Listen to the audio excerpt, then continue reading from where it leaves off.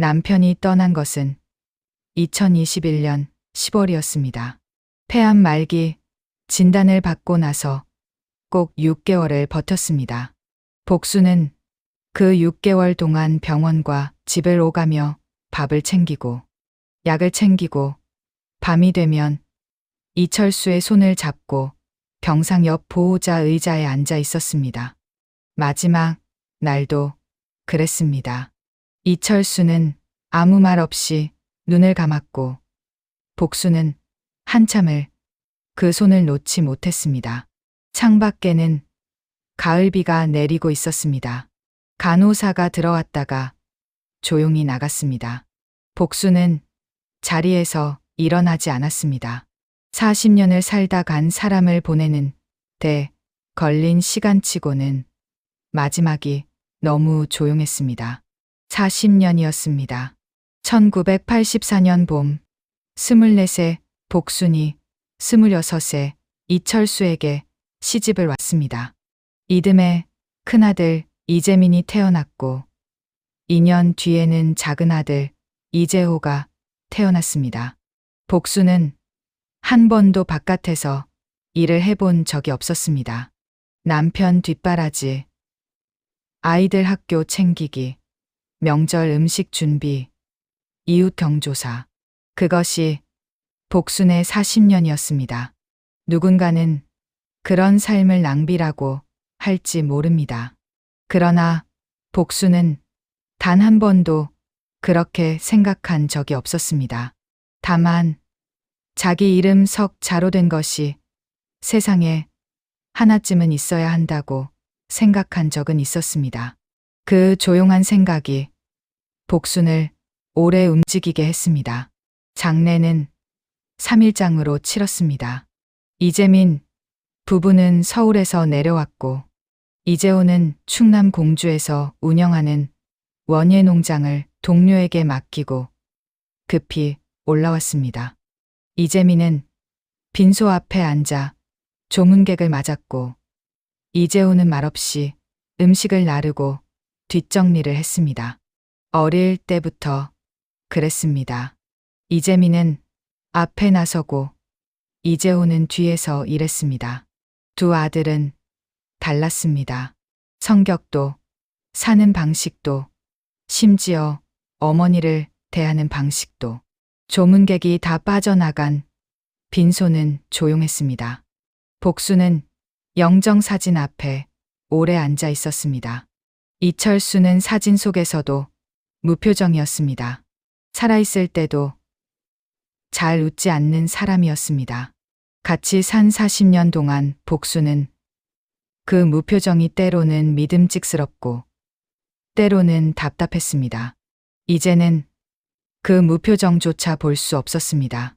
장례를 마치고 사흘이 지난 저녁 이재민과 오세아가 반찬통을 들고 찾아왔습니다.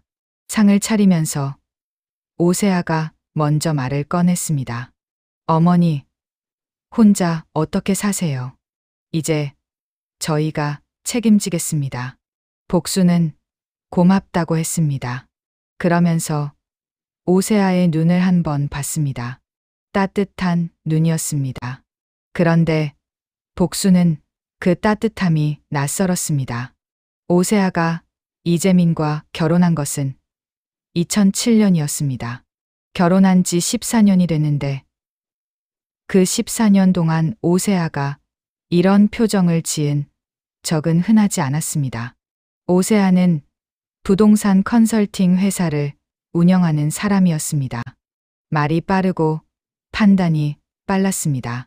그날 저녁도 음식을 차리는 손길이 분주한 동안 눈은 집 안을 살폈습니다. 대화가 이어지는 동안 질문이 자연스럽게 끼어들었습니다. 아버지 퇴직금 통장은 어디에 있냐? 들어둔 보험 서류는 정리가 됐냐? 혹시 다른 재산은 없냐? 부동산 컨설턴트가 시어머니에게 건네는 질문치고는 지나치게 구체적이었습니다. 복수는 천천히 대답했습니다. 예금 통장은 저쪽 서랍 안에 있다. 보험은 예전에 들어둔 것이 있다. 재산이라고 할 것은 없다. 이철수가 남긴 것은 예금 3,200만 원이 전부였습니다. 복수는 통장과 보험 서류를 꺼내 내밀었습니다. 오세아는 꼼꼼히 들여다봤습니다. 이재민은 그 옆에서 말없이 밥만 먹었습니다. 복수는 그 장면을 눈에 담아뒀습니다. 두 사람이 돌아간 뒤 복수는 안방 장롱 아래 칸을 열었습니다.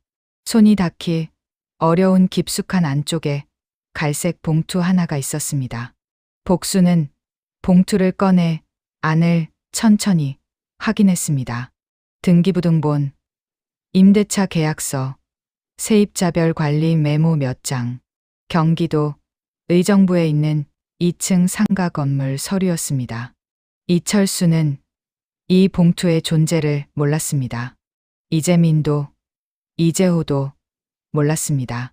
세상에서 이 봉투를 아는 사람은 복순과 절친 강영자 딱 둘뿐이었습니다. 복순이 그 건물을 산 것은 2008년 48살 때였습니다. 1995년부터 13년 동안 재봉 부업과 반찬 배달로 한 달에 30만 원에서 많을 때는 80만 원씩 모았습니다. 누가 시킨 것도 아니었습니다. 복순 스스로 시작한 일이었습니다. 이철수는 몰랐습니다. 가정살림이 빠듯했던 만큼 눈에 보이지 않는 돈을 추적할 여유도 없었습니다. 강영자가 통장 관리를 도와줬습니다. 전직 은행 창구 직원이었던 강영자는 복순의 돈을 허투루 굴리지 않았습니다. 2008년 봄 두 사람은 의정부 시내 골목에 있는 낡은 2층 상가 건물을 찾아냈습니다. 1층에는 세탁소와 약국이 새를 들어 있었고 2층은 고시원 형태로 운영되고 있었습니다. 매입가 2억 4천만 원.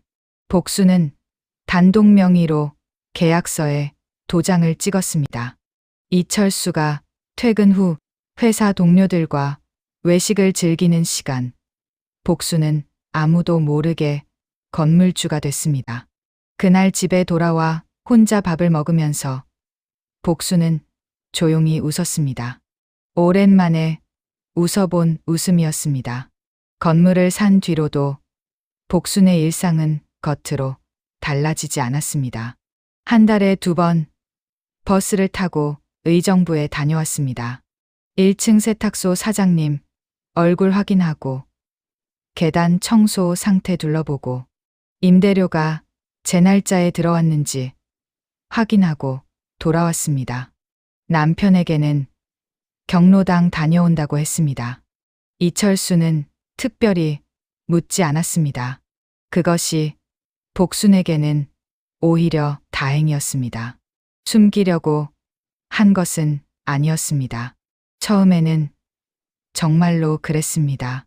다만 말할 타이밍을 놓쳤고 말하지 않는 시간이 길어지면서 자연스럽게 비밀이 됐습니다. 이제 이철수는 없었습니다. 이 봉투를 꺼내야 할지 계속 장롱 깊숙이 넣어두어야 할지 이제는 복순 혼자 판단해야 했습니다. 그리고 복순은 아직 꺼낼 때가 아니라고 느꼈습니다. 오세아가 저렇게 달라진 이유를 먼저 알아야 했습니다. 봉투를 다시 장롱 깊숙이 밀어 넣으면서 복수는 생각했습니다. 14년 동안 거리를 두던 며느리가 남편이 떠나자마자 달려온 데에는 분명 이유가 있을 것이다. 장례 이틀째 밤 이재호가 공주로 내려가기 전에 복순의 방을 찾아왔습니다. 평소에도 말이 없는 아들이었습니다. 이재호는 복순의 손을 조용히 잡더니 짧게 말했습니다. 어머니, 힘드시면 저한테 전화하세요. 형수님 말만 믿지 마시고요. 복순은 이재호의 얼굴을 봤습니다. 이재호는 더 설명하지 않았습니다. 그 말 한마디만 남기고 조용히 나갔습니다. 복수는 아들의 뒷모습을 한참 바라봤습니다. 저 말이 그냥 하는 소리가 아니라는 것을 복수는 오래 살아서 알 수 있었습니다. 그날 밤 복수는 오래 잠을 이루지 못했습니다. 창밖은 어두웠고 옆자리는 비어 있었습니다. 40년을 함께 잠든 사람이 없는 침대는 이상하게 넓었습니다. 복수는 천장을 보면서 생각했습니다. 이철수는 가버렸고 이재호의 말은 귓가에 남아 있었고 오세아의 눈빛은 자꾸 떠올랐습니다. 이 세 가지가 뒤엉키면서 잠은 점점 멀어졌습니다. 무언가가 시작되고 있었습니다. 그것이 무엇인지 복수는 아직 정확히 몰랐습니다. 그러나 강하기 전에 알아야 한다는 것만큼은 분명히 알고 있었습니다. 잠든 척 누워 있다가 복수는 조용히 일어났습니다. 장롱 아래 칸을 열어 갈색 봉투를 꺼내 품에 안았습니다. 이 봉투를 지키려면 혼자서는 안 됐습니다. 봄이 오기 전에 강영자를 만나야 했습니다. 강영자를 만난 것은 2022년 2월 초였습니다. 복순이 전화를 걸었고 강영자는 다음 날 바로 왔습니다. 30년 지기였습니다. 두 사람은 동네 커피숍 창가 자리에 마주 앉았습니다. 바깥에는 아직 겨울 끝 바람이 불고 있었습니다. 복순이 오세아 이야기를 꺼내자 강영자는 커피잔을 내려놓고 팔짱을 꼈습니다. 오래 생각하지 않았습니다. 전직 은행 창구 직원으로 30년을 일한 사람이었습니다. 돈이 오가는 창구에서 사람들의 얼굴을 읽어온 세월이 있었습니다. 상황을 꿰뚫는 데는 남다른 눈이 있었습니다. 복수나 큰며느리가 부동산 일 한다고 했지. 그 사람 눈에는 세상이 다 물건으로 보여. 조심해. 복수는 고개를 끄덕였습니다. 두 사람은 커피가 식도록 앉아 있었습니다. 의정부 건물 얘기는 꺼내지 않았습니다. 꺼낼 필요가 없었습니다. 강영자는 이미 알고 있었고 복수는 지금 당장은 그 봉투가 장롱 깊숙이 있다는 사실만으로도 충분하다고 생각했습니다. 오세아가 아직 그 건물의 존재를 모르는 이상 먼저 꺼내 보일 이유는 없었습니다. 중요한 것은 오세아가 무엇을 원하는지 파악하는 일이었습니다. 봄이 오면서 오세아의 방문이 잦아졌습니다. 처음에는 주 1회였습니다. 반찬통을 들고 왔고 청소를 도와준다고 했습니다. 복수는 거절하지 않았습니다. 거절할 이유가 딱히 없기도 했지만 무엇보다 오세아가 무엇을 찾는지 직접 눈으로 확인하고 싶었습니다. 문을 열어둔 것은 쫓아내지 못해서가 아니라 가까이 두고 살펴보기 위해서였습니다. 오세아는 영리한 사람이었습니다. 질문을 한꺼번에 쏟아내지 않았습니다. 반찬을 풀면서 한 가지, 설거지를 도우면서 한 가지, 차를 마시면서 또 한 가지. 남편 이름으로 된 주식이나 채권은 없냐? 아버지, 지인들한테 빌려준 돈은 없냐? 혹시 이름 모를 통장이 더 있는 건 아니냐? 매번 다른 방식으로 같은 방향을 향했습니다. 복수는 들을 때마다 모른다, 없다, 기억이 안 난다, 세 가지 대답을 돌려가며 사용했습니다. 오세아는 내색하지 않았고 복순도 내색하지 않았습니다. 두 사람은 서로를 살피면서 웃는 얼굴로 앉아 있었습니다. 겉으로는 다정한 시어머니와 며느리였습니다. 이재민은 오세아를 따라 가끔 들렀습니다. 들를 때마다 묵묵했습니다. 어머니 밥은 잘 드시냐? 건강은 괜찮냐? 불편한 것은 없냐? 짧은 안부를 묻고 나면 핸드폰을 내려다보거나 오세아 옆에 앉아 있었습니다. 이재민이 나쁜 사람은 아니었습니다. 다만 자기 아내가 무슨 생각을 하는지, 얼마나 빠르고 조용하게 움직이는지 이재민은 잘 모르는 것 같았습니다. 복수는 그 점이 안타깝기도 하고 씁쓸하기도 했습니다. 큰아들의 무심함이 결과적으로 오세아를 돕는 셈이 되고 있었습니다. 이재호가 올라온 것은 4월 중순이었습니다. 공주에서 농장 일이 바쁜 시기였는데도 주말을 골라 올라왔습니다. 아내 최은주와 함께였습니다. 최은주는 초등학교 교사였습니다.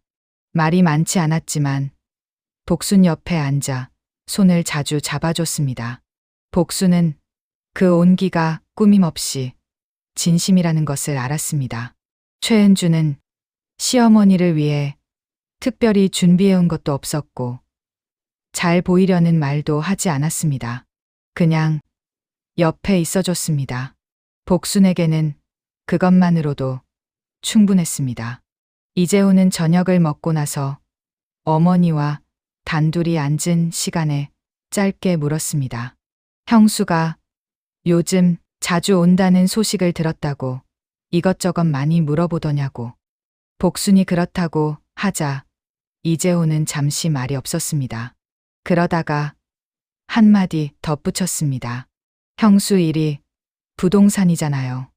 어머니 재산 정리 쪽으로 움직이는 건 아닌지 걱정이 돼요. 복수는 걱정 말라고 했습니다. 하지만 이재호의 눈은 여전히 가볍지 않았습니다. 이재호는 짧게 말하는 사람이었습니다. 그런 사람이 굳이 꺼낸 말에는 근거가 있는 법이었습니다. 복수는 그것도 눈에 담아뒀습니다. 이재호 부부가 공주로 내려간 뒤 복수는 혼자 앉아서 생각했습니다. 이재호는 왜 그런 말을 했을까? 그냥 어머니가 걱정돼서 하는 소리인지 아니면 오세아에 대해 무언가 더 감지한 것이 있는지. 이재호는 어릴 때부터 관찰을 잘하는 아이였습니다. 말로 표현하지 않았지만 보고 듣는 것은 누구보다 정확했습니다. 그런 아들이 굳이 형수를 두고 저런 말을 꺼냈다는 것. 복수는 마음의 긴장을 한 단 올렸습니다. 이재호도 무언가를 눈치챈 것이라면 두 사람이 같은 방향을 보고 있다는 뜻이었습니다. 그것은 복순에게 작지 않은 위안이었습니다. 오세아가 달라지기 시작한 건 여름이 가까워지면서였습니다. 방문 횟수가 줄었습니다. 대신 전화가 늘었습니다. 밥은 드셨냐? 어디 아프진 않냐? 기억이 가끔 흐려지시는 것 같지 않냐? 전화 내용이 조금씩 달라지고 있었습니다. 처음에는 재산 관련 질문이었다면 이제는 건강 쪽으로 방향이 틀어지고 있었습니다. 복수는 그 변화를 놓치지 않았습니다. 재산을 직접 파악하는데 한계를 느끼자 다른 방법을 찾기 시작한 것이었습니다. 하루는 오세아가 방문한 자리에서 이런 말을 했습니다. 어머니, 요즘 같은 말씀을 2번 하실 때가 있어요. 지난주에 오셨을 때도 그 이야기 하셨잖아요. 복수는 어리둥절했습니다. 지난주에 오세아가 온 적이 없었습니다. 달력을 확인해 보니 그 주는 복순이 의정부에 다녀온 날이었고 오세아와는 전화 통화만 했을 뿐이었습니다. 복수는 그 자리에서 정정하지 않았습니다. 속에 담아두고 그날 저녁 강영자에게 전화했습니다. 영자야, 큰며느리가 내가 지난주에 왔다고 그러는데 안 왔거든. 이게 뭐 하는 짓인 거야? 강영자는 잠시 침묵했습니다. 그러다가 차분하게 말했습니다. 복순아, 그 사람 지금 뭔가 꾸미고 있어. 문서 조심하고 앞으로 뭐든 사인하기 전에 나한테 먼저 연락해. 복수는 전화를 끊고 나서 한참을 가만히 앉아 있었습니다. 창밖에는 여름 초입의 햇빛이 들어오고 있었습니다. 오세아가 움직이는 방식이 이제 선명하게 눈에 들어왔습니다. 재산 파악에 실패하자 방향을 바꿨습니다. 복순이 무언가를 자꾸 잊어버리고 같은 말을 반복하고 판단이 흐려지는 사람처럼 보이게 만들려는 것이었습니다. 그 의도가 어디로 이어질지는 아직 정확히 몰랐습니다. 그러나 목적이 있다는 것만큼은 분명했습니다. 경로당에 소문이 돌기 시작한 것은 그 무렵이었습니다.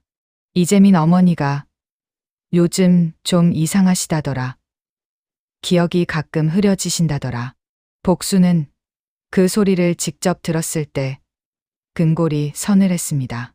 오세아가 동네까지 움직이고 있었습니다. 가족 안에서만 뿌리던 말이 밖으로 번지고 있었습니다. 복수는 서랍에서 작은 수첩을 꺼냈습니다. 강영자가 은행에서 일할 때 배운 것 중에 가장 중요한 것이 기록이라고 했던 말이 떠올랐습니다. 복수는 오늘 날짜를 쓰고 오늘 있었던 일을 적었습니다. 오세아가 오지 않은 날 왔다고 했다. 경로당에 이상한 소문이 돌고 있다. 2줄짜리 메모였습니다. 그러나 이것이 시작이라면 끝까지 써나가야 한다는 것을 복수는 알고 있었습니다. 수첩을 장롱 안 갈색 봉투 옆에 나란히 넣어두었습니다. 봉투와 수첩 두 가지가 나란히 놓였습니다. 이제 복수는 오세아가 다음에 무슨 수를 꺼낼지 기다리기로 했습니다. 오세아가 꾸미는 것이 무엇인지 알려면 한 발 더 가까이서 지켜봐야 했습니다. 오세아가 다음 수를 꺼낸 것은 2022년 가을이었습니다. 수법은 겉으로 보기에 아무렇지도 않았습니다. 그래서 더욱 교묘했습니다. 어느 날 오세아가 전화를 해서 다음 주 목요일에 오겠다고 했습니다. 복수는 달력에 적어뒀습니다. 그런데 목요일이 됐는데 오세아가 나타나지 않았습니다. 복순이 전화를 걸자 오세아는 태연하게 말했습니다. 어머니, 제가 수요일에 간다고 했는데요. 어머니가 목요일로 잘못 기억하신 것 아니에요. 복수는 달력을 봤습니다. 분명히 목요일이라고 적혀 있었습니다. 복순이 그렇게 말하자 오세아는 잠시 침묵했다가 다시 말했습니다. 어머니, 제가 수요일이라고 했는데 목요일로 들으신 거예요. 이런 일이 요즘 좀 있으시더라고요. 복수는 그 자리에서 더 따지지 않았습니다. 속으로 다잡고 전화를 끊은 뒤 수첩을 꺼내 날짜와 내용을 기록했습니다. 달력에 적힌 목요일이라는 글씨가 증거였습니다. 복수는 달력을 버리지 않았습니다. 비슷한 일이 2번 더 있었습니다. 한 번은 복순이 이재민에게 생일 때 갈비탕이 먹고 싶다고 말했는데 오세아가 이재민에게 어머니는 미역국을 드시고 싶다고 하셨다고 전달한 것이었습니다. 이재민은 아무 의심 없이 미역국을 주문했습니다. 또 한 번은 복순이 강영자와 만날 약속을 잡아두었는데 오세아가 복순에게 그날 같이 병원 가기로 하지 않으셨냐고 물어온 것이었습니다. 복순은 그런 약속을 한 적이 없었습니다. 오세아는 어머니가 잊으신 것 같다며 가볍게 넘어갔습니다. 매번 오세아가 말하는 방식은 같았습니다. 어머니가 틀렸고 오세아가 맞다. 그 구도를 반복해서 쌓아가는 것이었습니다. 이재민은 그때마다 복순을 걱정스럽게 바라봤습니다. 오세아가 의도한 시선이었습니다. 복순은 그때마다 정정하지 않았습니다. 대신 수첩에 적었습니다. 날짜, 상황, 오세아가 한 말, 실제로 있었던 일. 한 줄씩 쌓여가는 기록이 복순에게는 방패였습니다. 경로당 소문은 그 사이에도 조용히 번지고 있었습니다. 누구한테서 시작된 것인지 뚜렷하지 않았습니다. 그러나 소문의 내용은 한 방향이었습니다. 이재민 어머니가 요즘 기억이 자꾸 흐려지신다. 연세가 드시니 어쩔 수 없다. 큰며느리가 애쓴다. 복순은 경로당에 나갔다가 그 말을 들을 때마다 등이 서늘했습니다. 어느 날은 경로당 이웃이 복순에게 직접 물었습니다. 복순 씨, 요즘 건강은 어때요? 나이 드니까 자꾸 깜박거리지 않아요. 복순은 아무렇지도 않다고 했습니다. 집에 돌아와 수첩에 또 한 줄을 적었습니다. 소문은 오세아가 뿌리는 것이 분명했습니다. 복순을 둘러싼 공기를 서서히 바꾸려는 것이었습니다. 직접 공격하지 않아도 주변 사람들이 복순을 다르게 보게 만들면 됐습니다. 냉정하고 끈질긴 방식이었습니다. 결정적인 일은 2022년 11월이었습니다. 오세아가 어느 날 전화를 해서 어머니 건강검진을 예약해뒀다고 했습니다. 나이 드시면 인지 기능 검사도 받아보는 게 좋다고. 요즘 건강 챙기시는 어르신들은 다 한다고 했습니다. 말투는 여전히 다정했습니다. 복순을 걱정하는 며느리처럼 들렸습니다. 복순은 거절하지 않았습니다. 어디를 데려가는지 직접 눈으로 확인하고 싶었습니다. 오세아가 데려간 곳은 서울 시내에 있는 요양병원 부설 상담실이었습니다. 건물 로비가 깔끔했고 안내 직원이 친절했습니다. 복순은 상담실 안에서 간단한 문답을 했습니다. 오늘 날짜를 말하고 몇 가지 단어를 기억하고 그림을 보며 이름을 대는 식이었습니다. 어렵지 않았습니다. 복순은 틀린 것이 없다고 생각했습니다. 그런데 며칠 뒤 오세아가 결과 서류를 가져왔습니다. 서류에는 이렇게 적혀 있었습니다. 경도, 인지저하 의심. 복순은 서류를 읽고 나서 아무 말도 하지 않았습니다. 오세아는 초기에 발견한 거라 다행이라고, 관리를 잘하면 된다고 했습니다. 이재민도 그 자리에 있었습니다. 이재민은 걱정스러운 얼굴로 복순의 손을 잡았습니다. 복순은 고맙다고 했습니다. 서류를 챙겨가도 되냐고 물었습니다. 오세아는 물론이라고 했습니다. 복순은 서류를 접어 가방 안에 넣으면서 오세아의 얼굴을 한번 봤습니다. 오세아는 걱정스러운 표정을 하고 있었습니다. 이재민은 그 옆에서 고개를 끄덕이고 있었습니다. 그 표정이 연습된 것인지 진심인지 복순은 이제 구분할 수 있었습니다. 그날 밤 복순은 서류를 꺼내 다시 천천히 읽었습니다.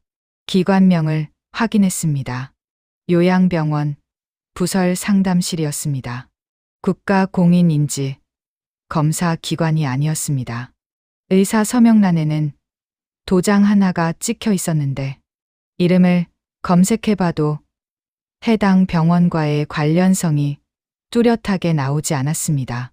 복순은 서류를 수첩 옆에 넣어두었습니다. 다음 날 강영자에게 전화했습니다. 영자야, 큰며느리가 나 병원에 데려가서 검사를 받게 했어. 결과에 경도, 인지저하, 의심이라고 나왔는데 병원이 좀 이상해.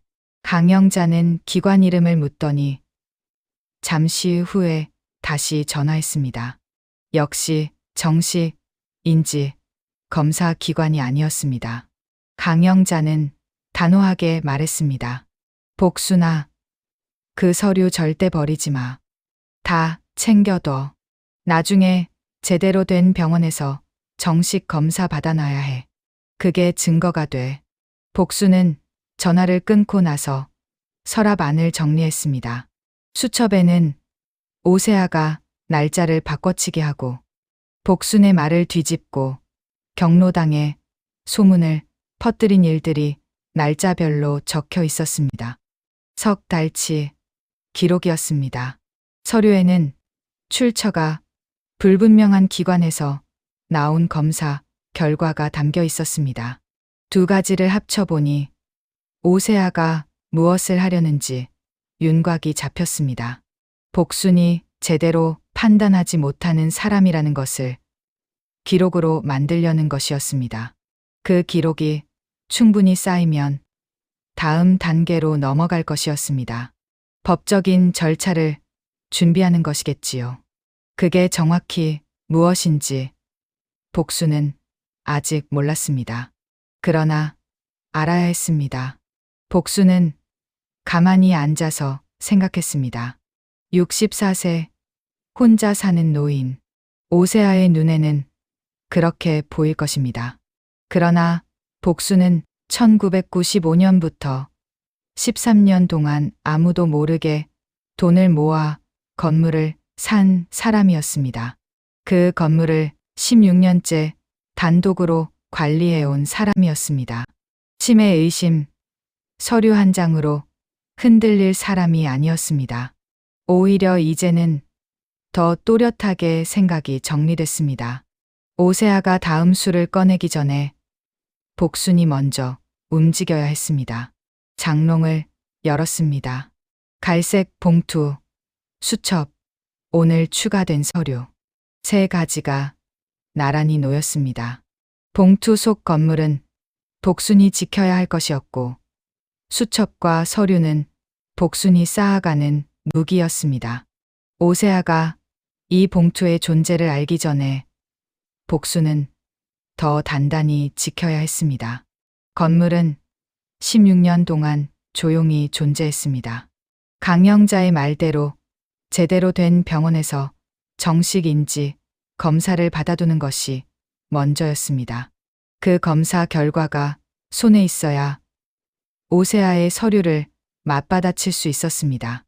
의정부행 버스도 계속 타야 했습니다. 지금까지 해온 것처럼 복수는 아무것도 흔들리지 않았다는 것을 일상으로 증명해야 했습니다. 오세아가 노리는 것이 무엇인지 정확히 알려면 봉투 속 건물을 더 깊이 들여다볼 시간이 필요했습니다. 이재호도 그 건물의 존재를 아직 몰랐습니다. 알려야 할 때가 언제인지 복수는 천천히 가늠하기 시작했습니다. 강영자와 함께 제대로 된 병원을 찾아간 것은 2023년 2월이었습니다. 복순의 나이 63세였습니다. 두 사람은 서울 시내 대학병원 신경과에 예약을 잡았습니다. 예약 날짜까지 복순은 달력 아래에 빨간 줄을 그어뒀습니다. 오세아가 만들어 온 불분명한 서류를 손에 쥔 날부터 이 검사를 받아야 한다는 생각이 머릿속을 떠나지 않았기 때문이었습니다. 검사 결과가 어떻게 나오든 국가공인기관에서 받은 결과지가 있어야 했습니다. 그것이 있어야 싸울 수 있었습니다. 강영자도 같은 생각이었습니다. 두 사람이 함께 예약 전화를 걸고 서류를 챙겼습니다. 검사는 1시간이 넘게 걸렸습니다. 인지기능 검사, 기억력 테스트, 문제 해결 능력 측정, 언어 유창성 평가까지 항목이 세분화돼 있었습니다. 복수는 하나씩 차분하게 답했습니다. 어렵지 않았습니다. 평생 살림을 꾸리면서 단련된 기억력과 계산 감각이 여기서 소용이 있었습니다. 13년 동안 한 달에 한 번도 빠지지 않고 임대료를 확인하고 세입자 이름과 계약 만료일을 수기로 관리해온 사람이었습니다. 그 능력은 오세아가 뿌린 서류가 주장하는 것과 달랐습니다. 검사가 끝나고 의사가 말했습니다. 연령 대비 정상 범위입니다. 이상이 없습니다. 복수는 강영자와 눈을 마주쳤습니다. 두 사람은 병원 로비를 나오면서 아무 말도 하지 않았습니다. 그냥 나란히 걸었습니다. 복수는 결과지를 받아 가방 깊숙이 넣었습니다. 그것으로 충분했습니다. 집에 돌아와 복수는 장롱을 열었습니다. 갈색 봉투, 수첩, 오세아가 가져온 불분명한 검사 서류. 이제 그 옆에 하나가 더 추가됐습니다. 대학병원 신경과가 발급한 정식 인지 검사 결과지였습니다. 오세아의 서류가 근거를 잃게 되는 날, 이것이 맞받아칠 무기였습니다. 그날이 언제가 될지 몰랐지만 복수는 준비가 됐다는 것을 알았습니다. 그리고 한 가지가 더 남아 있었습니다. 이재호에게 이 봉투의 존재를 언제 알려야 할지 결정하는 일이었습니다.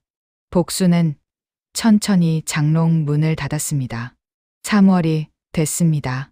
복수는 다시 의정부로 버스를 탔습니다. 이달은 분기 임대료 정산이 있는 달이었습니다. 1층 세탁소와 약국이 제 날짜에 입금을 해줬고 2층 고시원 운영자도 이번 달은 입주율이 높다고 했습니다. 이달 임대 수입은 350만 원이 넘었습니다. 복수는 수기로 수입 내역을 적어두고 건물 외관을 한 바퀴 돌아봤습니다. 1층 간판 아래 외벽이 조금 벗겨져 있었습니다. 다음 달에 처리해달라고 세탁소 사장님에게 말해두었습니다. 이런 것들을 놓치지 않는 것이 복순이 16년째 해온 일이었습니다. 오세아가 치매 의심 서류를 만들어 돌리는 사이에도 복수는 한 달도 빠지지 않고 이 건물을 관리해왔습니다.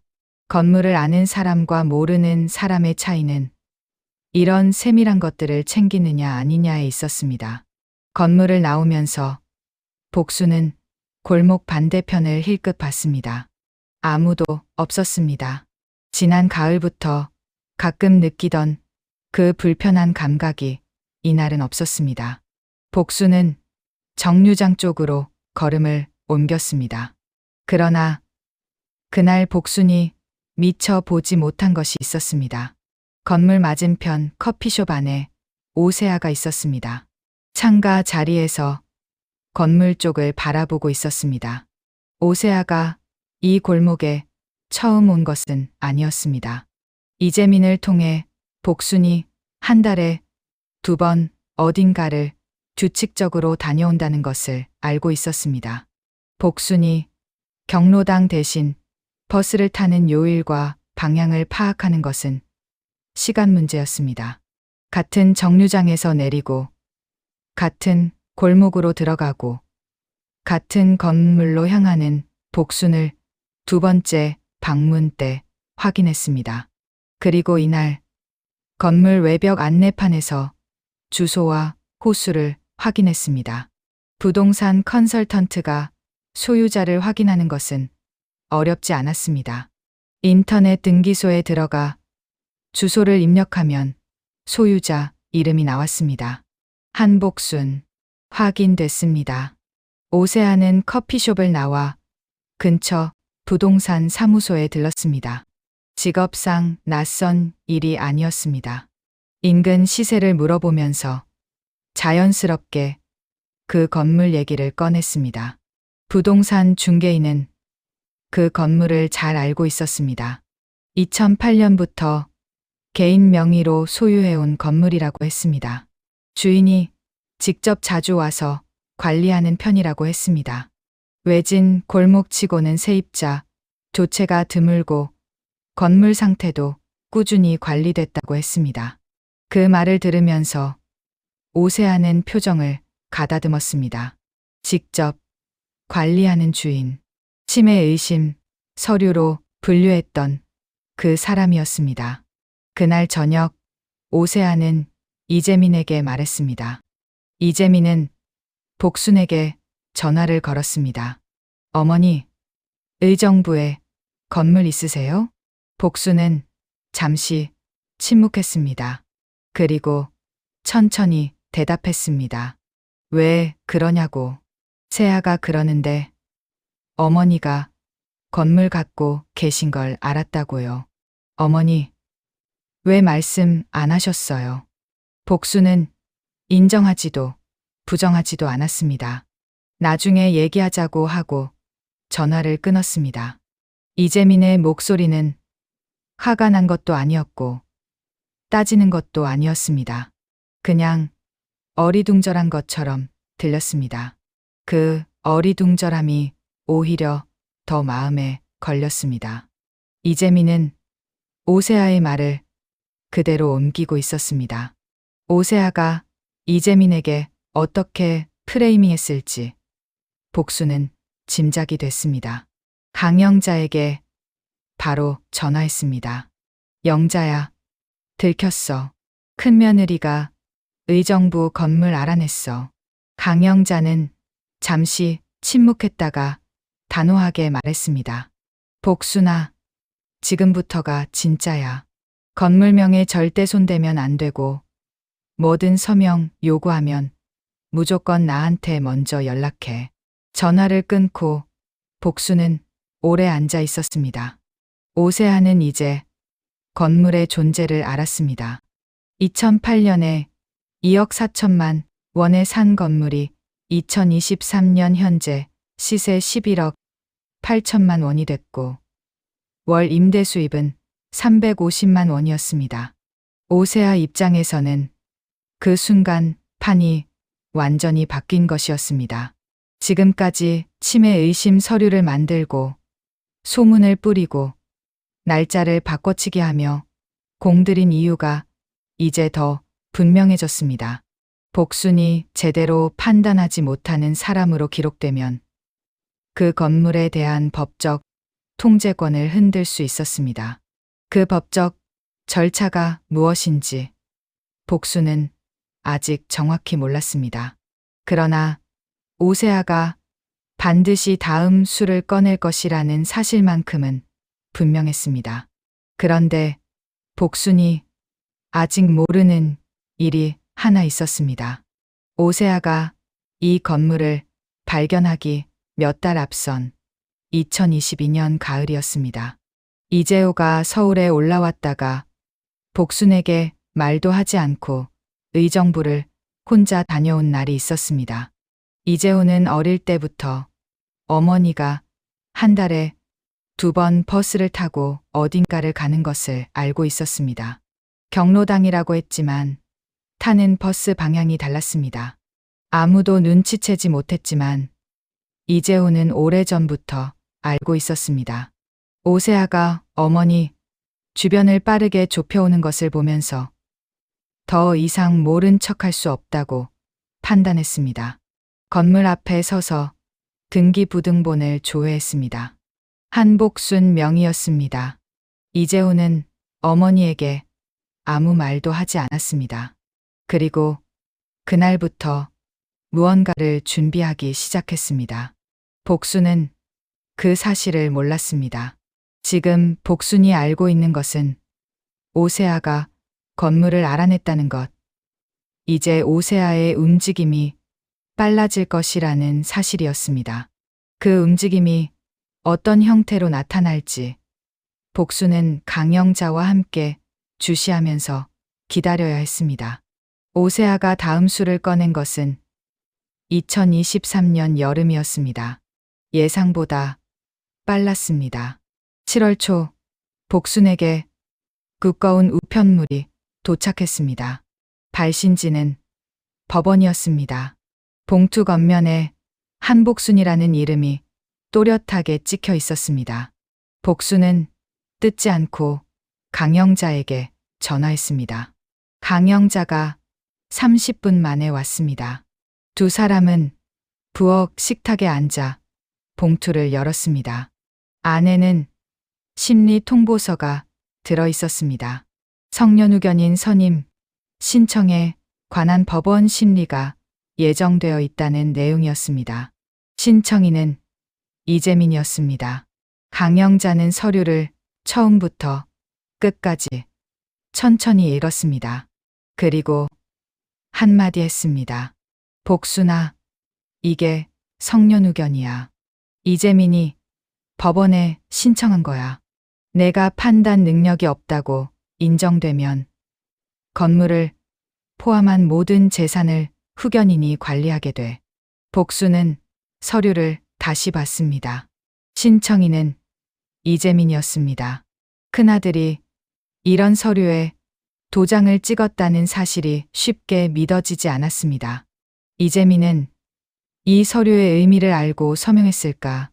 아니면 오세아가 건네주는 서류에 그냥 도장을 찍었을까? 복수는 아마 투자일 것이라고 생각했습니다. 이재민은 오래전부터 그런 식이었습니다. 앞에 나서지만 속을 살피지는 않는 사람이었습니다. 복수는 이재민을 탓하지 않았습니다. 이재민이 나쁜 사람이 아니라는 것을 알았습니다. 다만 오세아가 만든 판 위에서 자신도 모르게 움직이고 있었습니다. 강영자는 바로 자리에서 일어나 핸드폰을 꺼냈습니다. 전직 은행원 시절 거래가 있던 법무사에게 연락해서 가족법 전문 변호사를 소개받겠다고 했습니다. 복순이 법원 심리에 직접 출석해서 정상적인 판단 능력이 있다는 것을 증명해야 한다고 했습니다. 대학병원 정식 인지 검사 결과지가 이때 쓰인다고도 했습니다. 복수는 고개를 끄덕였습니다. 오세아가 2022년 11월에 그 불분명한 검사 서류를 만든 이유가 바로 지금 이 순간을 위한 것이었습니다. 강영자가 돌아간 뒤 복수는 혼자 앉아서 서류를 다시 읽었습니다. 성년후견인이 선임되면 복수는 재산에 관한 법적 결정을 스스로 할 수 없게 됩니다. 의정부 건물도 후견인 관리 하에 놓이게 됩니다. 오세아가 이재민을 내세워 후견인 지위를 실질적으로 확보한다면 건물을 처분하거나 임대 수익을 통제하는 것이 가능해지는 구조였습니다. 2022년부터 오세아가 치밀하게 쌓아온 것들이 이 한 장의 서류로 이어지고 있었습니다. 그것이 성년후견이었습니다. 오세아는 법적인 형식을 완벽하게 갖추려 했습니다. 치매 의심 서류는 증거 자료가 되고 경로당 소문은 주변인 증언이 되고 이재민의 서명은 신청인 역할을 했습니다. 복순이 모르는 사이에 판이 짜여 있었습니다. 복수는 수첩을 꺼냈습니다. 오늘 날짜를 쓰고 오늘 있었던 일을 기록했습니다. 법원 심리, 통보서 수령, 신청인 이재민, 그리고 지금까지 쌓인 것들을 머릿속으로 점검했습니다. 날짜 바꿔치기 기록, 경로당 소문 메모, 오세아의 불분명한 검사 서류, 대학병원 정식 결과지. 빠진 것은 없었습니다. 그러나 이것들만으로 법원을 설득할 수 있는지 복수는 확신이 없었습니다. 오세아가 쌓아온 것이 1년이 넘는 시간이었습니다. 복순 쪽에서 쌓아온 것도 마찬가지였습니다. 다만 복수는 한 번도 먼저 드러내지 않았습니다. 지금이 드러낼 때였습니다. 이재호에게 전화를 걸어야 했습니다. 복수는 전화기를 손에 들었다가 다시 내려놓았습니다. 이재호는 공주에서 농장 일이 한창인 시기였습니다. 여름은 원예 농장에서 가장 바쁜 계절이었습니다. 그리고 복수는 이재호가 무언가를 조용히 준비하고 있다는 것을 막연하게 느끼고 있었습니다. 정확히 무엇인지는 몰랐지만 이재호는 그냥 놀고 있지 않았습니다. 장래 이틀째 밤에 성수님 말만 믿지 마시라고 했던 그 아들이었습니다. 2022년 가을에 아무 말 없이 의정부를 다녀온 그 아들이었습니다. 이재호가 움직이고 있다면 복순이 모르는 곳에서 무언가가 이미 준비되고 있다는 뜻이었습니다. 복수는 기다렸습니다. 그러나 다음 날 아침 이재호에게서 먼저 전화가 왔습니다. 어머니, 법원 서류 받으셨어요? 복수는 잠시 말이 없었습니다. 이재호가 어떻게 알았냐고 물었습니다. 제가 좀 알고 있었어요. 어머니, 제가 지금 올라갈게요. 이재호는 그날 오후에 서울에 도착했습니다. 최은주는 공주에 남아 농장을 봐주기로 했습니다. 이재호는 어머니 집에 들어서자마자 가방에서 서류 봉투를 꺼냈습니다. 복순이 본 적 없는 서류들이었습니다. 이재호는 차를 한 잔 따르고 자리에 앉았습니다. 그리고 말했습니다. 어머니, 제가 작년 가을부터 준비했습니다. 말씀드리지 못한 것 죄송해요. 이재호가 꺼낸 것은 3가지였습니다. 첫 번째는 오세아가 의정부 건물 임대 수입 통장에서 매달 인출한 내역이었습니다. 오세아가 건물 임대 관리를 돕겠다며 복순을 설득하고 통장 접근 권한을 얻은 뒤 2022년 11월부터 매달 100만 원씩 빼가고 있었습니다. 강영자가 복순의 동의를 받아 금융거래 내역을 조회하면서 발견한 것이었습니다. 복순은 통장의 존재는 알았지만 명세를 꼼꼼히 확인하지 않았습니다. 오세아가 대신 관리해주겠다고 했을 때 가볍게 넘긴 것이 화근이었습니다. 24개월이면 2,400만 원이었습니다. 두 번째는 오세아가 가져온 치매 의심 검사 서류의 출처를 추적한 자료였습니다. 해당 기관의 의사 면허, 현황과 기관 등록 여부를 확인한 것이었습니다. 공인 기관이 아니었고 검사를 진행한 의사 이름도 확인이 어려웠습니다. 이재호는 이 자료를 변호사를 통해 정리해뒀습니다. 세 번째는 오세아와 한 법무사 사이의 문자 메시지 내역이었습니다. 이재민이 오세아의 핸드폰을 우연히 확인하다가 발견한 것을 이재호에게 전달한 내용이었습니다. 문자에는 성년후견인 절차를 어떻게 진행할지, 검사 서류를 어떻게 활용할지 구체적인 방법이 담겨 있었습니다. 이재민은 그 문자를 보고 나서야 오세아가 무슨 일을 벌이고 있는지 비로소 알게 됐다고 했습니다. 이재민은 이재호에게 전화해 울었다고 했습니다. 이재민이 오세아의 계획을 몰랐다는 사실이 오히려 이재민을 증인으로 세울 수 있는 근거가 됐습니다. 복수는 서류를 한 장씩 들여다봤습니다. 손이 조금 떨렸습니다. 오세아가 2022년 11월부터 매달 100만 원씩 가져갔다는 것이 가장 먼저 눈에 들어왔습니다. 복순이 몰랐던 사이에 2,400만 원이 빠져나간 것이었습니다. 분하다는 감정보다 이재호가 그 사실을 알고도 한마디 없이 묵묵히 준비했다는 것이 더 크게 다가왔습니다. 이재호는 어릴 때부터 뒤에서 일하는 아들이었습니다. 장래 때도 지금도 이재호는 차를 한 모금 마시고 말했습니다. 어머니, 이제 법원에 가셔야 해요. 직접 나가서 보여주셔야 합니다. 복수는 고개를 끄덕였습니다. 이제 준비된 것들이 한 방향을 향하고 있었습니다. 수첩의 기록, 정식 검사 결과지, 이재호가 모아온 증거들, 복순이 법원 심리에서 직접 증명해야 했습니다. 판단이 흐려진 노인이 아니라 16년 동안 건물을 혼자 관리해온 사람이라는 것을. 복수는 64세였습니다. 이 싸움이 늦게 시작된 것이 아니었습니다. 복순의 봄은 아직 끝나지 않았습니다. 법원 심리 날짜는 2023년 9월이었습니다. 복순의 나이 64세였습니다. 변호사를 선임한 것은 강영자가 소개해준 가족법 전문 변호사였습니다. 이름은 김선희였습니다.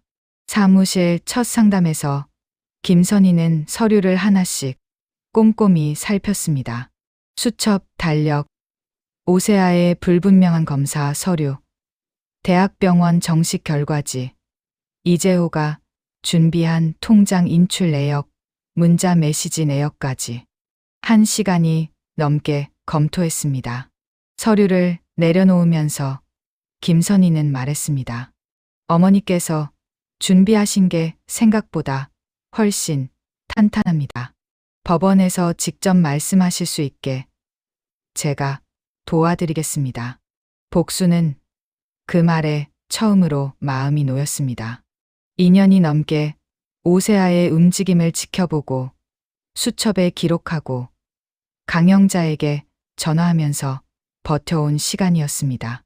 그 시간이 지금 이 자리에 와 있었습니다. 다만 한 가지가 여전히 마음에 걸렸습니다. 이재민이었습니다.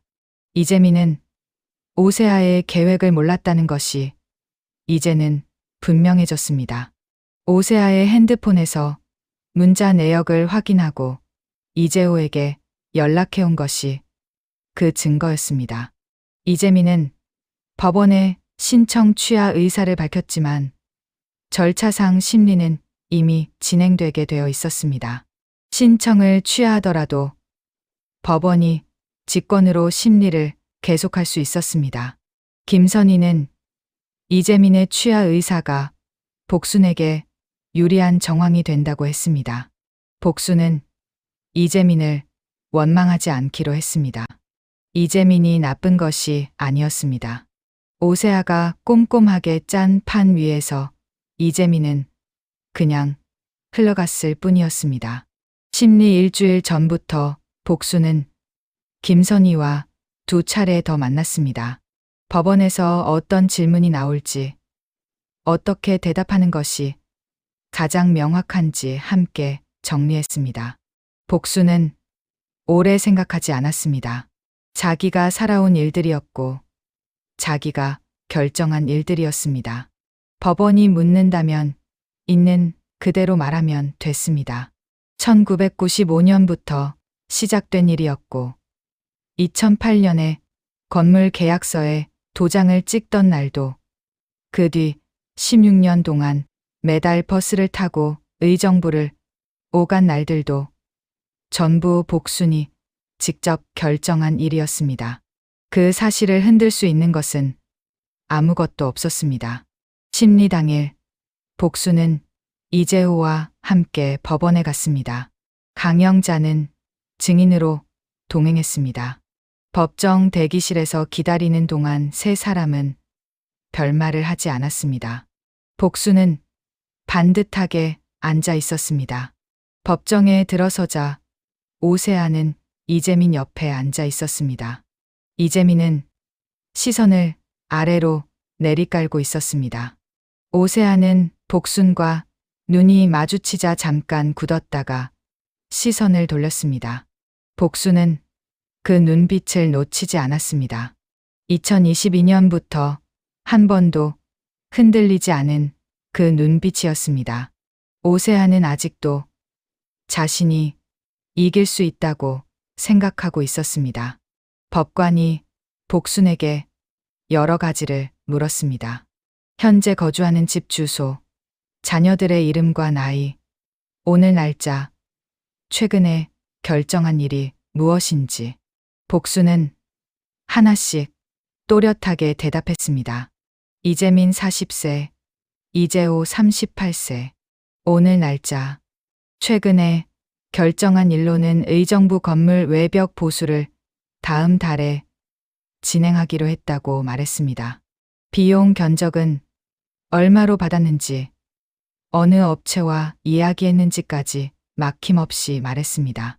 법관의 표정이 조금 달라졌습니다. 메모를 받아 적기 시작했습니다. 다음으로 김선희가 준비한 서류들이 제출됐습니다. 대학병원 정식 인지 검사 결과지, 2023년 2월 발급, 연령 대비 정상 범위, 오세아 측이 제출한 요양병원 부설 상담실 서류와 나란히 놓였습니다. 두 서류의 발급 기관이 어떻게 다른지 김선희가 조목조목 설명했습니다. 오세아 측 서류를 발급한 기관이 국가공인기관이 아니라는 점, 서명한 의사의 면허, 현황이 불분명하다는 점이 제시됐습니다. 오세아 측 변호인이 반박했지만 문서상 근거가 부족했습니다. 강영자가 증인으로 출석했습니다. 30년 지기로서 복순의 일상을 가장 오래 지켜봐온 사람이었습니다. 복순이 2008년부터 의정부 건물을 단독으로 매입하고 관리해왔다는 사실, 한 달에 2번 직접 현장을 방문해 임대 현황을 확인해왔다는 사실, 오세아의 가스라이팅 정황을 복순에게서 처음 들었을 때부터 수첩 기록을 권유했다는 사실을 차분하게 진술했습니다. 전직 은행 창구 직원으로 30년을 일한 사람의 진술이었습니다. 법관은 강영자의 진술을 꼼꼼하게 들었습니다. 이재민도 출석했습니다. 성년후견 신청에 서명한 것은 오세아가 어머니 재산을 보호하기 위한 절차라고 설명했기 때문이었다고 했습니다. 오세아의 핸드폰에서 문자를 확인한 이후 내용을 다 알게 됐다고 했습니다. 신청을 취하하고 싶다는 의사를 밝혔습니다. 이재민의 진술이 끝난 뒤 오세아는 이재민 쪽을 보지 않았습니다.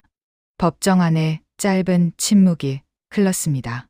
심리는 2시간 가까이 진행됐습니다. 오세아 측 변호인도 여러 가지를 문제 삼았습니다. 복순이 건물 매입 사실을 가족에게 알리지 않은 것이 비정상적인 행동이라고 했습니다. 이에 대해 김선희는 반박했습니다. 자신의 명의로 취득한 재산을 가족에게 알리지 않은 것 자체가 판단 능력의 결여를 의미하지는 않으며 오히려 13년에 걸쳐 계획적으로 자금을 모아 단독 명의로 건물을 매입하고 16년간 직접 관리해온 행위가 충분한 판단 능력을 증명한다고 했습니다. 마지막에 법관이 복순에게 직접 물었습니다. 현재 재산을 스스로 관리하는데 어려움이 있다고 생각하십니까? 복순은 대답했습니다. 없습니다. 제가 1995년부터 직접 돈을 모아 2008년에 건물을 샀습니다. 지금도 제가 직접 관리하고 있습니다. 법관은 더 묻지 않았습니다. 복순은 자리로 돌아와 앉았습니다. 손이 떨리지 않았습니다. 심리가 끝나고 복순은 법원 건물을 나왔습니다. 이재호가 옆에 있었습니다. 강영자가 한 발 뒤에서 따라왔습니다. 계단 아래까지 걸어 내려오면서 복순은 아무 말도 하지 않았습니다. 햇빛이 강했습니다. 9월이었지만 여름이 아직 가지 않은 날이었습니다. 이재호가 먼저 말했습니다. 잘 하셨다고. 복수는 고개를 끄덕였습니다. 결과는 2달 뒤에 나왔습니다. 2023년 11월 법원은 성년후견인 선임 신청을 기각했습니다. 피심판인 한복수는 재산 관리에 관한 판단 능력이 충분한 것으로 인정된다는 이유였습니다. 복수는 결정문을 읽고 나서 한참을 가만히 앉아 있었습니다. 눈물은 나지 않았습니다. 그냥 오래된 무언가가 풀리는 느낌이었습니다. 창밖에는 11월의 바람이 불고 있었습니다. 나무잎이 지고 있었습니다. 복수는 2021년 이철수가 세상을 떠난 날 이후 처음으로 마음이 고요해지는 것을 느꼈습니다. 싸움은 복순이 원해서 시작한 것이 아니었습니다. 그러나 복수는 끝까지 버텼습니다. 강영자에게 전화했습니다. 강영자는 전화를 받자마자 말했습니다. 복순아, 잘 됐다. 그것으로 충분했습니다. 그러나 복수는 알고 있었습니다. 아직 끝이 아니었습니다. 2,400만 원이 빠져나간 통장 내역이 남아 있었습니다. 이재호가 준비한 증거들은 법원 심리를 위한 것이기도 했지만 이제 다른 용도로 쓰일 수 있었습니다. 오세아가 저지른 일에 대한 책임을 묻는 절차가 남아 있었습니다. 복수는 이재호와 김선희에게 연락하기로 했습니다. 횡령 고소를 위한 준비였습니다. 오세아가 쌓아온 것들이 무너졌다면 이제는 복순이 쌓아온 것들을 쓸 차례였습니다. 고소장을 접수한 것은 2024년 1월이었습니다. 복순의 나이 65세였습니다. 김선희가 작성한 고소장에는 2가지 혐의가 담겼습니다. 하나는 배임이었고 하나는 횡령이었습니다. 오세아가 복순의 동의하에 임대 수입 통장 접근 권한을 얻은 뒤 2022년 11월부터 2024년 1월까지 총 26개월간 매달 100만 원씩 인출해 개인 계좌로 이체한 내역이 증거 서류로 첨부됐습니다. 총액은 2,600만 원이었습니다. 이재호가 통장 내역을 전달한 시점이 2023년 7월이었고 그 이후에도 인출이 계속되고 있었던 것이 확인됐습니다. 고소장 접수 전날 밤 복수는 오래 잠을 못 잤습니다. 오세아가 결혼해 집에 처음 왔던 날을 생각했습니다. 그때는 그냥 큰 며느리였습니다. 2001년이었습니다. 이재민이 30살이 되던 해였습니다. 오세아는 밝고 깔끔한 사람이었습니다. 말을 잘했고 복순을 대하는 태도도 나쁘지 않았습니다. 복순은 며느리를 잘 들였다고 생각했습니다. 그 판단이 틀렸다는 것을 알게 된 것은 20년이 넘게 지난 뒤였습니다. 고소 사실이 알려지자 오세아는 처음에 전면 부인했습니다. 이재민을 통해 복순에게 연락이 왔습니다. 어머니가 직접 허락한 돈이라고 했습니다. 건물 관리 수고비였다고 했습니다. 복순은 그런 약속을 한 적이 없었습니다. 강영자도 증인이었고 복순의 수첩에도 그런 내용은 없었습니다. 이재민은 오세아와 복순 사이에서 난처한 위치에 있었습니다. 이재민은 복순에게 직접 전화해서 오세아 말이 맞냐고 물었습니다. 복순은 짧게 대답했습니다. 아니라고. 이재민은 한참 침묵했다가 전화를 끊었습니다. 그 이후 이재민과 오세아 사이에서 무슨 일이 있었는지 복순은 직접 알지 못했습니다. 다만 2주 뒤에 이재민이 혼자 복순의 집을 찾아왔습니다. 오세아 없이 혼자 오는 것은 이재민이 결혼한 이후 처음이었습니다. 이재민은 어머니 앞에 앉아서 한참 말을 못했습니다. 그러다가 머리를 숙였습니다. 복수는 아무 말도 하지 않았습니다. 이재민이 잘못한 것이 없지는 않았지만 복수는 이 자리에서 이재민을 탓하고 싶지 않았습니다. 이재민도 오세아에게 속은 사람이었습니다. 다만 복수는 아들이 진작에 더 세심하게 살폈더라면 달라졌을지도 모른다는 생각을 했습니다. 그 생각이 잠깐 스쳤다가 사라졌습니다. 지금 이 자리에 이재민이 혼자 왔다는 것으로 충분했습니다. 경찰 조사는 3월에 시작됐습니다. 오세아는 변호인과 함께 출석했습니다. 처음에는 계속 부인했습니다. 복순과 구두로 합의한 사항이었다고 했습니다. 증거가 없다고 했습니다. 그러나 통장 이체 내역 26개월치가 제출됐고 강영자의 진술이 있었고 이재민이 그 약속을 들은 적이 없다고 진술했습니다. 성년후견 신청 과정에서 오세아와 법무사 사이에 오간 문자 내역도 함께 제출됐습니다. 조사가 진행될수록 오세아의 주장은 설득력을 잃어갔습니다.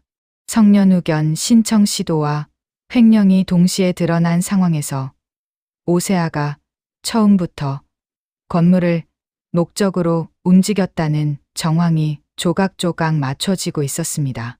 부동산 컨설턴트가 시세 11억 8천만 원짜리 건물을 눈앞에 두고 움직였다면 그 계획이 얼마나 정밀했을지 조사관도 짐작할 수 있었습니다.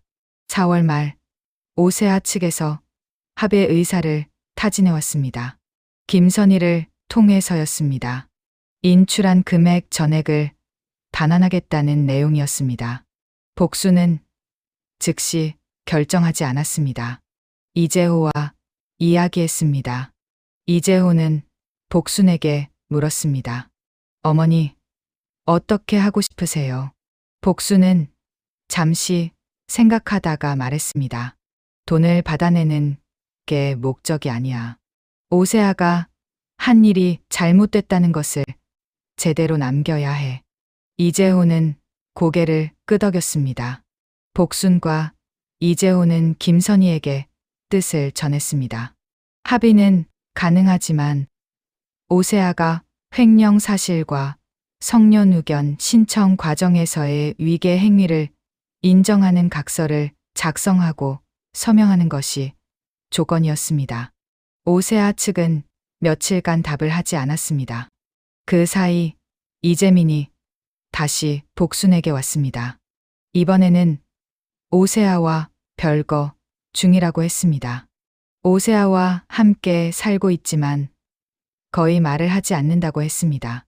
이재민은 어머니한테 어떻게 해야 하냐고 물었습니다. 복수는 그것은 이재민이 스스로 결정해야 하는 일이라고 했습니다. 다만 한 가지는 분명히 말했습니다. 이재민이 그 서류에 도장을 찍었을 때 몰랐다는 것은 알지만 앞으로는 아무 서류에나 도장 찍는 일은 없어야 한다고. 이재민은 고개를 끄덕였습니다. 6월 초 오세아 측이 조건을 수락했습니다. 2,600만 원 전액 반환과 함께 각서에 서명했습니다.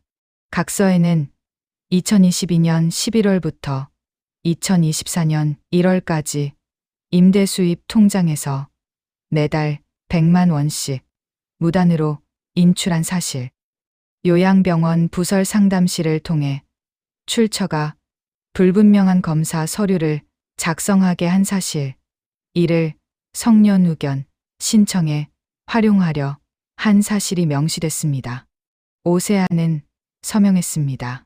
복수는 각서를 받아 장롱을 열었습니다.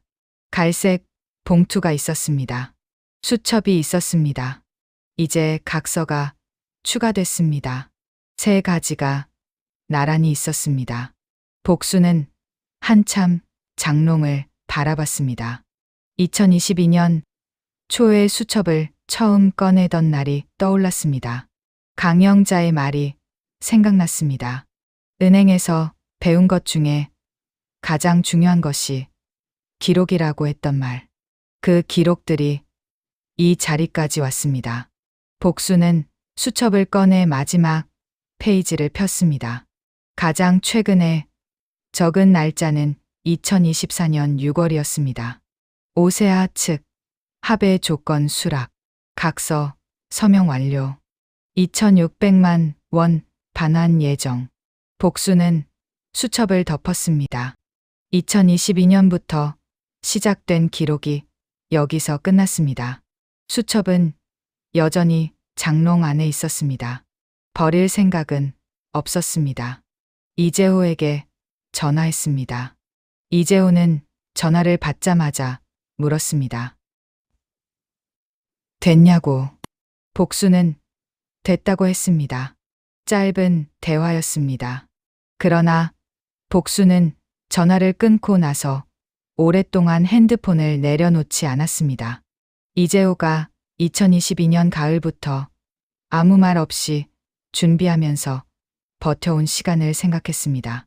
말이 적은 아들이었지만 그 침묵 안에 많은 것이 있었습니다. 공주에서 농장을 꾸리면서 서울을 오르내리면서 변호사를 만나고 증거를 정리하고 어머니에게 한마디도 먼저 꺼내지 않으면서 준비한 시간이었습니다. 복수는 이재호가 이 집안에서 어릴 때부터 늘 그런 아들이었다는 것을 알고 있었습니다. 눈에 띄지 않는 자리에서 할 일을 했습니다. 그 아들이 이번에도 같은 방식으로 복순 곁에 있었습니다. 남은 것이 하나 있었습니다. 복수는 이제 의정부 건물을 어떻게 할지 결정해야 했습니다. 오세아가 건물의 존재를 알아낸 이후 복수는 한 번도 이 건물을 공개적으로 인정한 적이 없었습니다. 법원 심리에서 처음으로 말했을 뿐이었습니다. 이재민과 이재호 두 아들이 이제 건물의 존재를 알았습니다. 복수는 이 건물을 어떻게 정리할지, 그리고 이 건물이 앞으로 자신의 삶에서 무엇이 될지 생각해야 했습니다. 65세였습니다. 1995년부터 혼자 쌓아온 것이 이제는 더 이상 비밀이 아니었습니다. 오세아가 그 비밀을 발견한 것이 화근이었지만 결과적으로 복수는 그 비밀을 스스로 드러낼 수 있게 됐습니다. 법원 심리에서 판사 앞에 서서 복순 자신의 이야기를 했습니다. 두 아들이 모두 알게 됐습니다. 복수는 이제 그 건물과 함께 어떻게 살아갈지 결정할 수 있었습니다. 2024년 8월이었습니다. 복순의 나이 65세였습니다. 오세아의 각서가 장롱 안에 들어간 지 2달이 지났습니다. 복수는 강영자와 함께 의정부로 버스를 탔습니다. 이번에는 혼자가 아니었습니다. 강영자와 나란히 창가에 앉아 40분을 달렸습니다. 버스가 의정부 정류장에 서자 두 사람은 함께 내렸습니다. 골목을 걸어 건물 앞에 섰습니다. 강영자는 처음 와보는 것이었습니다. 2008년에 복순이 계약서에 도장을 찍도록 곁에서 도와줬지만 막상 건물 앞에 와본 것은 이날이 처음이었습니다. 강영자는 건물을 한 바퀴 돌아보더니 아무 말도 하지 않았습니다. 1층 세탁소 간판, 약국 간판, 외벽에 붙은 2층 안내판. 복순이 16년 동안 관리해온 것들이었습니다. 강영자는 그냥 그것들을 오래 보았습니다. 2022년부터 복순이 매달 이곳에 와서 무엇을 했는지, 그리고 오세아가 그 뒤를 밟으면서 무엇을 노렸는지 두 사람은 새삼 다시 느꼈습니다. 두 사람은 세탁소 안에 들어가 사장님과 차를 마셨습니다. 복순이 이번에 함께 온 사람은 가장 오랜 친구라고 소개했습니다. 강영자는 처음 만난 사장님에게 이 건물 주인이 얼마나 꼼꼼한 사람인지 잘 알고 있다고 했습니다. 9월에 복순은 이재호와 함께 공주를 다녀왔습니다. 이재호와 최은주가 운영하는 원예 농장이었습니다. 복순이 공주에 내려온 것은 이재호 결혼식 이후 두 번째였습니다. 농장에는 갖가지 화분들이 줄지어 있었습니다. 이재호는 어머니에게 하나씩 이름을 알려줬습니다. 복순은 이름을 외우려 하지 않고 그냥 보았습니다. 최은주가 점심을 차렸습니다. 복순은 밥을 먹으면서 이재호에게 말했습니다. 재호야, 의정부 건물 일은 나중에 내가 맡아라. 이재호는 잠시 말이 없다가 물었습니다. 지금 당장 하실 말씀이에요? 아니면 천천히 생각하시는 거예요? 복순은 대답했습니다. 천천히라고.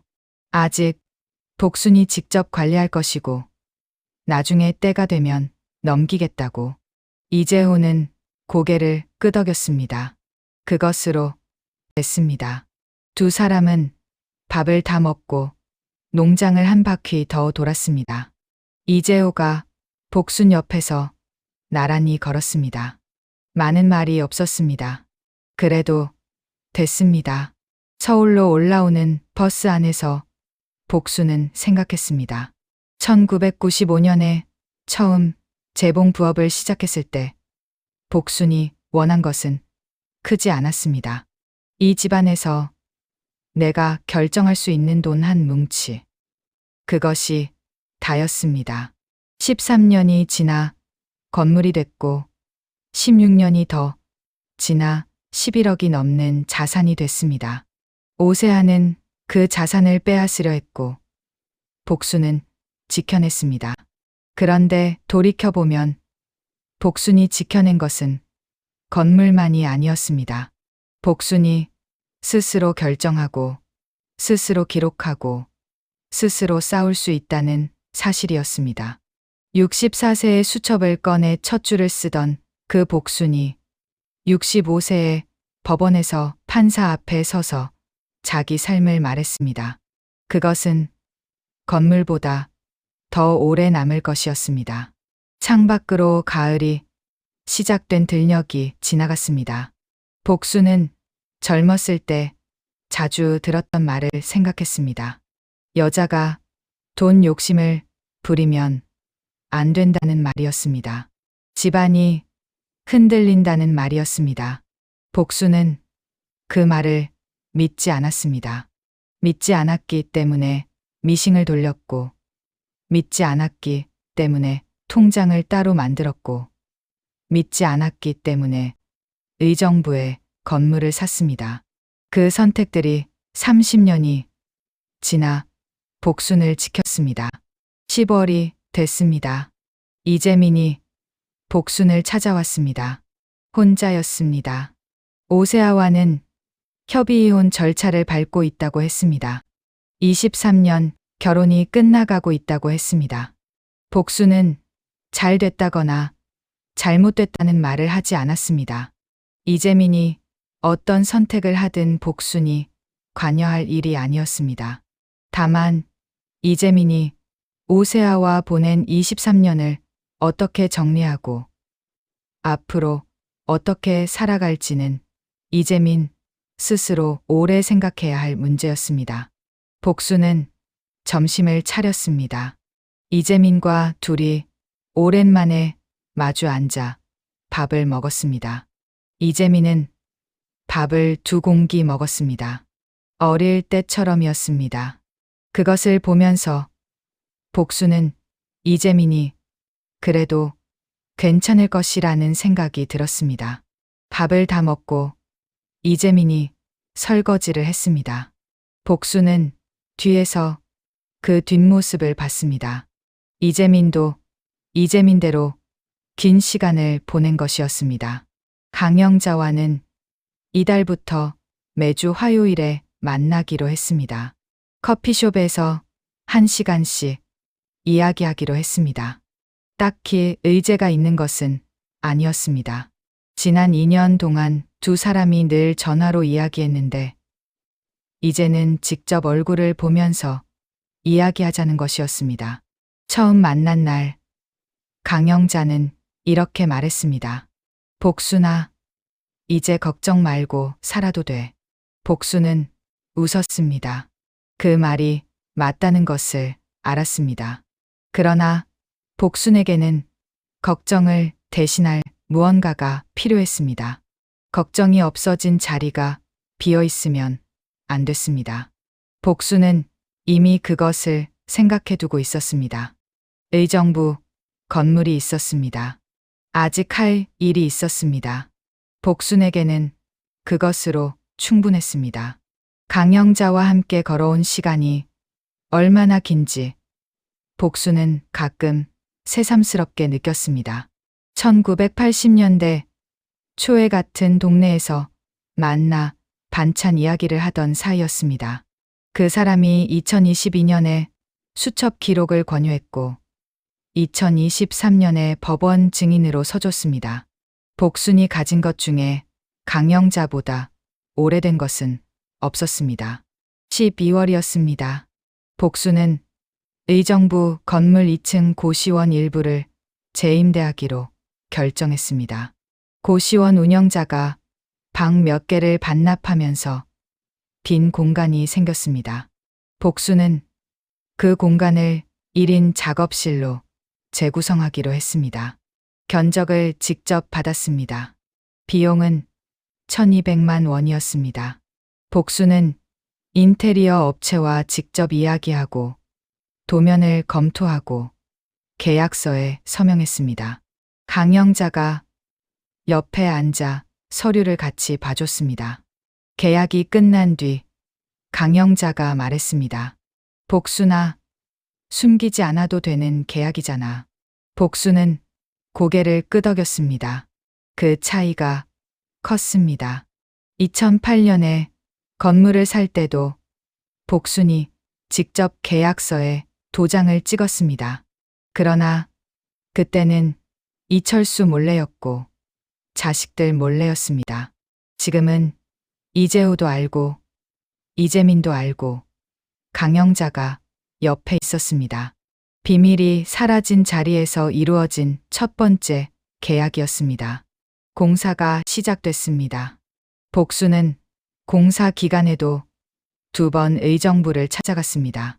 인부들이 2층을 뜯어 고치는 동안 복수는 1층에서 세탁소 사장님과 차를 마셨습니다. 위층에서 망치 소리가 내려왔습니다. 그 소리가 복순에게는 나쁘지 않게 들렸습니다. 무언가가 새로 만들어지는 소리였습니다. 2025년 봄이 됐습니다. 리모델링이 끝난 2층 작업실 5개가 모두 임차인을 찾았습니다. 3월 말 복수는 의정부 버스를 탔습니다. 정류장에서 내려 골목을 걸어가는데 햇빛이 따뜻했습니다. 건물 앞에 서서 올려다봤습니다. 2층에 새 간판들이 달려 있었습니다. 복수는 오래 서서 건물을 봤습니다. 1995년에 미싱을 돌리면서 시작한 것이 여기까지 왔습니다. 이철수가 세상을 떠난 지 4년이 지났습니다. 복수는 그 4년을 혼자 버텼습니다. 그러나 정확히는 혼자가 아니었습니다. 강영자가 있었고 이재호가 있었습니다. 65세였습니다. 아직 버스를 탈 수 있고 아직 걸을 수 있고 아직 계약서에 직접 서명할 수 있었습니다. 복수는 갈색 봉투를 들고 세탁소 안으로 들어갔습니다. 봄이었습니다. 복순의 봄은 지금부터였습니다.